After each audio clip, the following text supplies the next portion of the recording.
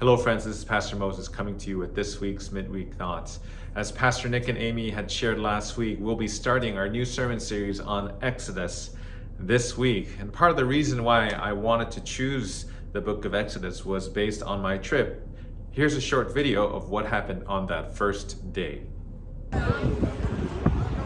Hello First CRC, it's Pastor Moses coming to you from the Great Pyramids here. What you see behind me is the Great Pyramid that was built long before the time that the Israelites were in Egypt. In fact, this was built 1,000 years before Abraham would have passed by Egypt.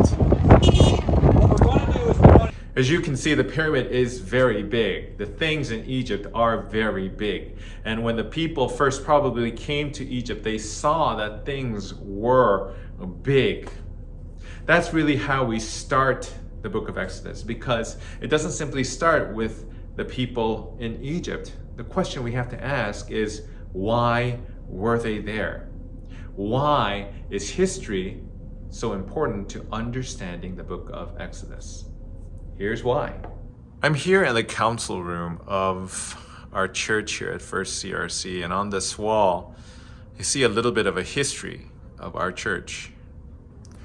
History of our pastors, history of our church building, and of course the picture of our church currently.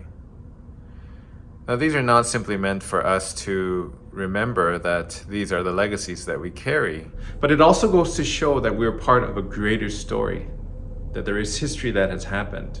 And to understand who we are now, that's really important.